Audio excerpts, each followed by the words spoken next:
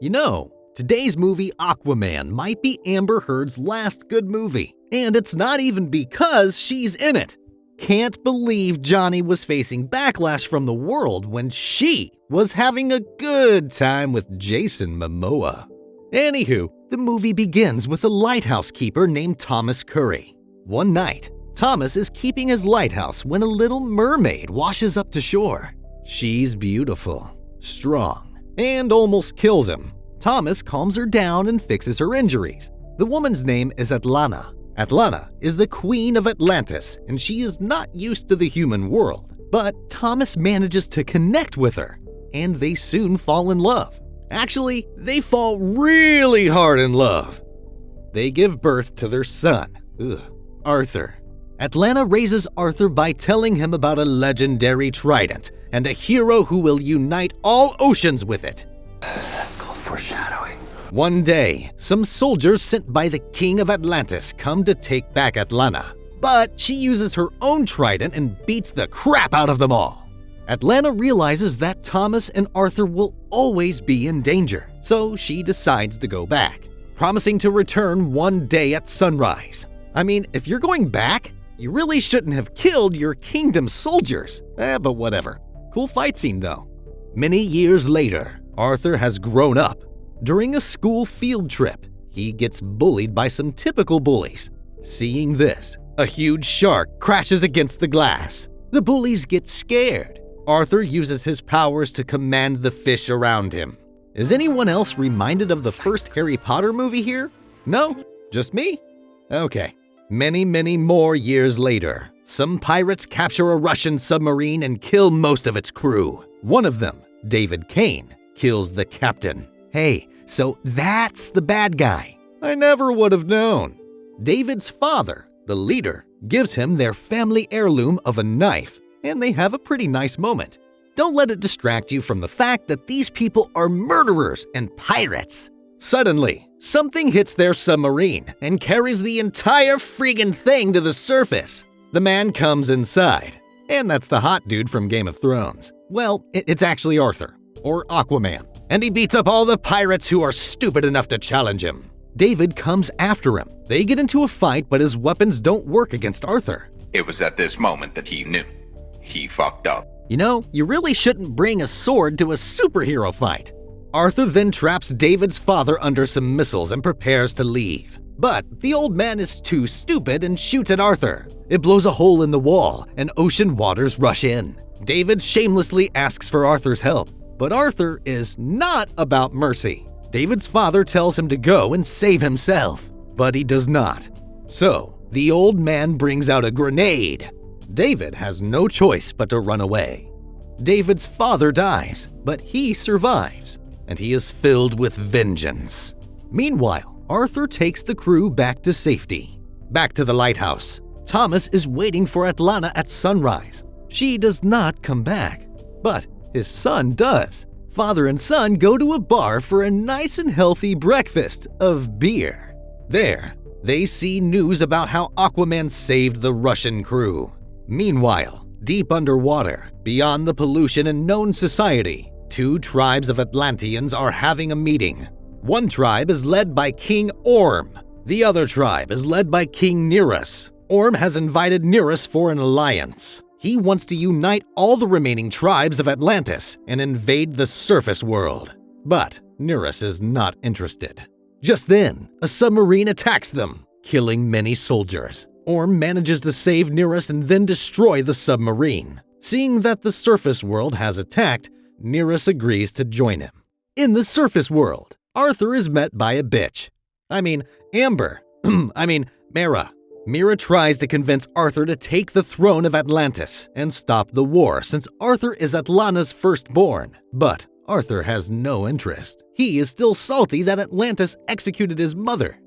Later, Arthur and his father are driving when a super huge tsunami crashes a nearby ship and overturns their car. Arthur uses his superpowers to survive. Mera also arrives and controls the water to save Thomas. Mera says that Orm did this. All around the world, pollution, submarines, and warships have been sent back to the surface by Orm. Arthur's character needs some more backstory, so he thinks back about Volko. Volko is Orm's advisor, but he actually secretly taught Arthur how to use all his Atlantean powers. In the present day, Mera takes Arthur into the deep ocean of Atlantis. Atlantis is a huge hidden civilization that is more advanced than any human civilization. For the first time ever, Arthur enters his mother's hometown. Mera takes Arthur to an abandoned ship. Volko says that Orm is planning to invade the surface world. So, Arthur needs to find the lost trident of Atlan before Orm can unite the tribes of Atlantis. Volko gives a long fairy tale story about Atlantis, back when it was united and on the surface. Back then, Atlantis was the most advanced civilization, but then some plot necessities sent them underwater and they learned to breathe. Its king was Atlan, and he had this mighty trident. After going underwater, the tribes separated and some of them became monsters. So King Atlan took the trident and hid it somewhere. Volko gives Arthur an ancient cylinder which can help him find the trident. But just then, some Atlantean soldiers come and attack them. Volko and Mera hide because they cannot be seen here. So Arthur is overwhelmed by the soldiers and captured. Arthur is taken to King Orm's court. Man, whoever designed this place did a wicked good job. Touché. Orm and Arthur are half-brothers, as both their mother is Atlanta. Orm starts taunting him like a proper villain. Arthur is a proper idiot, and he gets angry. He challenges Orm to official combat for the throne. Orm wanted this anyway. He wanted to defeat Arthur, Atlanta's firstborn, in front of everyone. Later, as Arthur is preparing for the combat, Volko comes and scolds him. He says that Arthur may be a good fighter on land, but Orm is the better fighter underwater. Elsewhere, Orm gives a gift to Mera because they are actually betrothed to each other. She's gonna cheat on you, buddy. Then, he and Arthur meet. Orm says that he hates Arthur because he's the reason their mother was executed. Then, they prepare for combat. All the citizens cheer for Orm while booing at Arthur. Just like playing in an opponent's home stadium, huh? Orm carries his father's trident, while Arthur carries their mother's. They fight all over the stadium, but Orm is quite used to fighting underwater and defeats Arthur and breaks his trident. So, Mera intervenes by creating an air pocket which causes Orm to fall to the ground. Then, she takes Arthur away on a ship. Orm and some soldiers chase after them, but they have stormtrooper aim, and they miss their shots. Arthur and Mera let their ship crash into lava while they hide inside a whale. Following Volko's instructions, Arthur and Mera go to the Sahara Desert, which was once an ocean. However, they are being tracked by Orm. Apparently, Orm's gift to Mera was a tracker. When Arthur and Mera reach the location, she jumps out of the plane like a crazy person. I bet she was acting that craziness part. Elsewhere, Orm gives some special weapons and elite soldiers to David in order to attack Arthur and Mera. David has a pretty fun superhero moment where he takes those weapons and builds a better one. Meanwhile, Arthur is doing justice to Johnny Depp by yelling at her, but he is interrupted and falls underground into some ancient ruins. Mera follows him. They reach the place where Atlan's trident was forged. They put the cylinder in a mechanism and use Arthur's sweat to activate it. A hologram of King Atlan gives instructions on his trident. Only in the hands of the true king will the path be seen. Yada yada. Great! Riddles! A bottle and a map appear, pointing to Sicily. So they fast travel to that place. Meanwhile, Orm and Nerus go to meet the third tribe. The fishermen value knowledge and do not want to fight any war. So Orm kills their leader, while Neros helps. Then, they give the crown to the princess and force her to join them. In Sicily, Arthur and Mera discover a map inside the bottle when it is put in a specific statue. They are happy. They are romantic. They are interrupted by David and Orm's soldiers. David is now wearing a new supervillain costume and his name is Black Manta.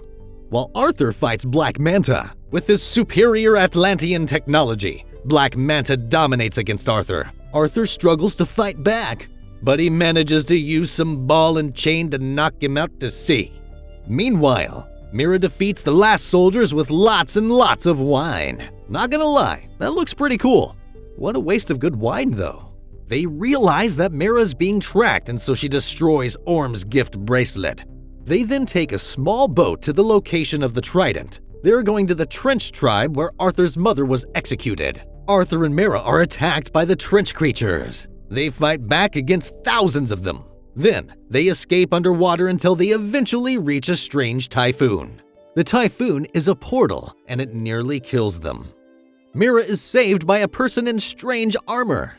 It turns out to be Atlanta, alive and well. Mera and Arthur are shocked to see Atlanta, whom they thought was dead. Arthur feels guilty that this happened to his mother because of him, but she says that it's not his fault. She asks about his father. Arthur says that his father waits for her every morning of every day. Atlanta cries when hearing about her lost love. She says that only Atlan's trident can take them back, and it is protected by a legendary creature called the Carathan. It is very powerful, and only Arthur, the one true king, can take the trident. So he goes to meet his destiny. Underwater, Arthur sees Atlan's corpse holding the trident, but the Carathan stops him, saying that he should probably run away. Arthur picks up a fight, and he gets his ass handed to him. Arthur uses his fish-talking powers. The Carathan is shocked that Arthur can talk to it. The last person to do so was King Atlan himself. Arthur says that he did not come here for glory, but out of necessity.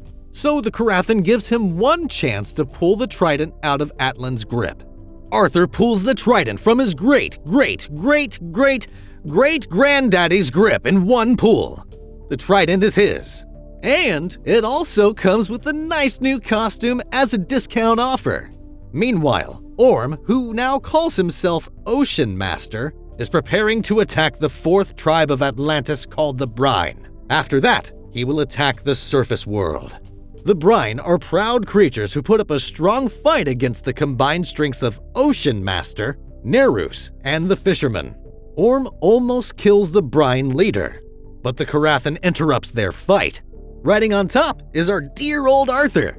All the armies attack, but the Carathan is way too powerful for them. Arthur also uses his power to command all the sea creatures and bring them to the fight.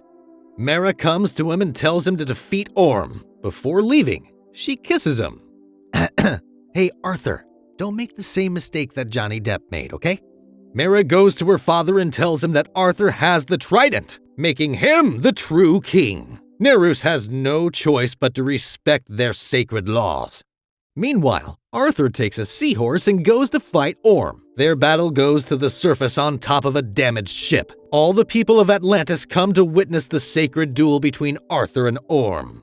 Unlike the last time, Arthur has the advantage of fighting on the surface, so he starts to dominate the fight. And I must say, this is one of the slickest fight scenes since that slow-mo fight from 300. Arthur then uses a defense technique that Vulko taught him while Vulko looks at him like a proud father. Arthur finally manages to break Orm's trident. Orm demands to be killed, but Arthur shows him mercy. Atlanta arrives just then, and Orm is utterly shocked, and she asks her two sons to stop fighting. Surprisingly, Orm is a good mama's boy, and he goes quietly. Mera then tries to steal the scene by being the one to declare Arthur as the new king. All of Atlantis celebrate Arthur's victory. Sometime later, Thomas Curry is walking to the docks like always, but today he is surprised by the love of his life.